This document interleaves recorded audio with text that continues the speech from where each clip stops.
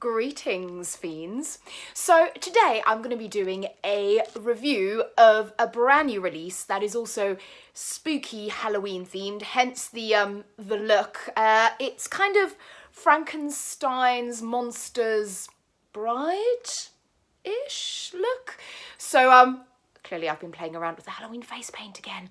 So I thought, seeing as I've already got this look going, I'd just do a video. The video I'm talking about, well, the book I'm talking about today is this incredible new release. So excited to have this in my hands. It is Gideon the Ninth by Tamsin Muir.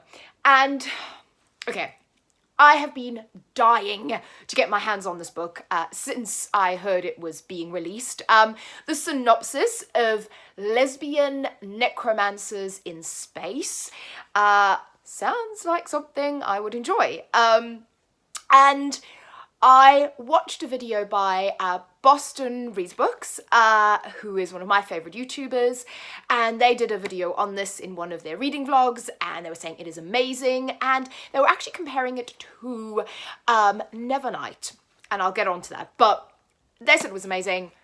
I decided even more so I wanted to read it, so I literally got it a few days ago, and I read it, and here are my thoughts. So, first of all, I love the way this book looks.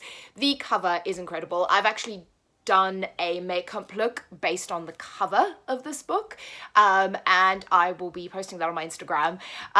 It's kind of fun. I enjoyed doing that kind of corpse paint, kind of cool thing with sunglasses. So that on the front is Gideon the Ninth. She is amazing. Then the rest of this book, I am trash for sprayed edges, and these are black sprayed edges, which are gorgeous. And then naked. Okay, let me undress Gideon. How cool is that? So naked, this book is incredible with the gorgeous skull embossed on it. And then also the front and end pages are black. It is just, I mean, it is a beautiful book. So, besides the fact that it looks really beautiful. So, I think the description is fairly apt.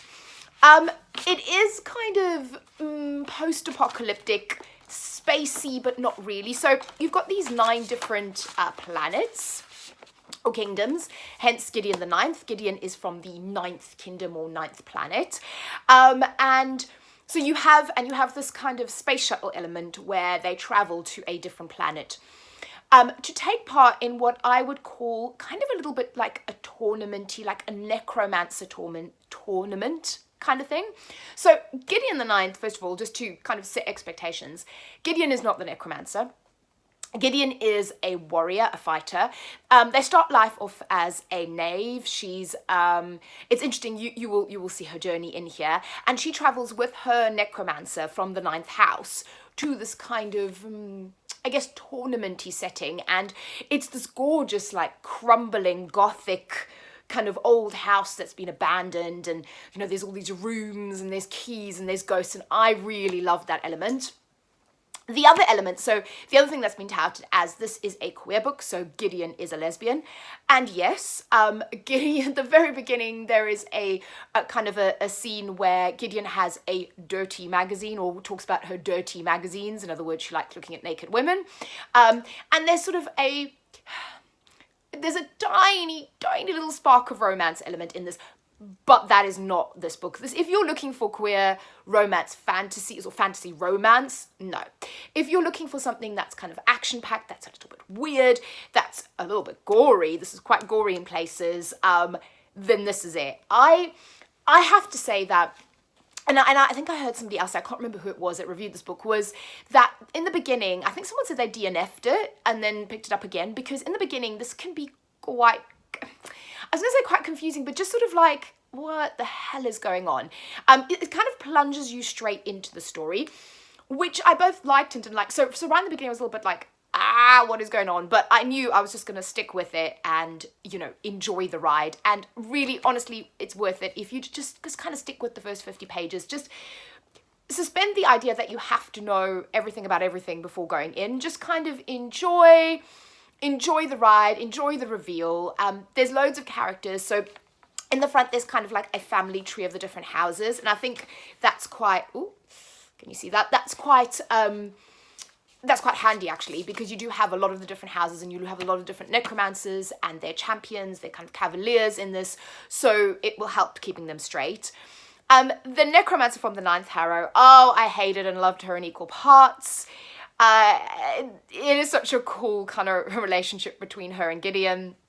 What I loved about this book as well was I liked the action, I kind of liked the gore, I liked the necromancy and the kind of gothic elements. But what I also really liked was the humour and the way it was written. I mean, there's some really hilarious put downs, quite modern in language in the sense of like putting someone down and telling them off and swearing at them.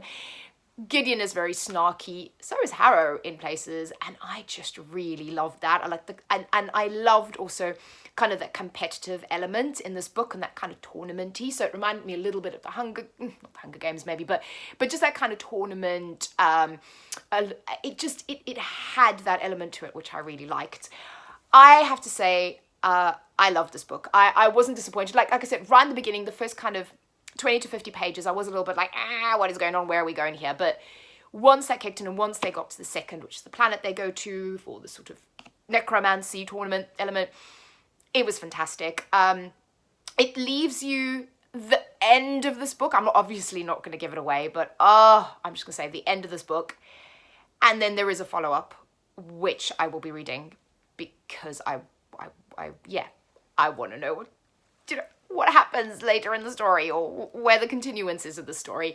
But yeah, it was, I loved it. It was a wild ride. It was unlike anything I've ever really read. And back to my comments in the beginning of the video. So Boston compared it to Nevernight. Now, I've had an interesting journey with Nevernight. So Nevernight, and let me say I would agree with Boston in terms of, I think if you kind of like that Nevernight vibe, you'll like this. And also maybe kind of that Red Sister vibe, just because you've got like female warriors as well in here, which is really cool. And there's sort of a slight religious element, although it's sort of necromancy. But so I had a very interesting journey with Nevernight. I found it in a charity shop. I was so excited. I started to read it and I don't know, I was in a bad mood or I wasn't, to be fair, I was reading a lot of contemporary at the time and memoirs and I wasn't really in a kind of a fantasy mood. I've really refound my love of fantasy recently. Anyway, I got to, I think the first 2 chapters and I DNF'd it and I was like, oh, I don't like this, I'm not reading it. And I actually unhauled it. And I'm really annoyed with myself because a couple of weeks ago, I watched Boston's video comparing and I thought, oh, you know what? Let me just give Nevernight another go. Downloaded like a sampler on my phone, got to chapter 3 and went, oh my God, this is amazing. I have to continue to read this, and promptly went out and rebought the book for full price. So, yes, because I couldn't find it anywhere and I was desperate to read it. So I'm currently reading Nevernight and my aim is to get through God's Grave and It's a Dark Dawn before the end of the month. So I'll definitely be doing a Nevernight video. So if my thoughts change throughout the book or reading the other books, I'm not that far into the first one, but at the moment I'm loving it and I'm loving Mia Couvert. And I think if you love Mia Couvert, you will love Gideon the Ninth. They're just kick-ass women. And there's a lot of kick-ass women in this book, which I love. So my final thoughts, I love this book. I'm gonna give it 5 stars.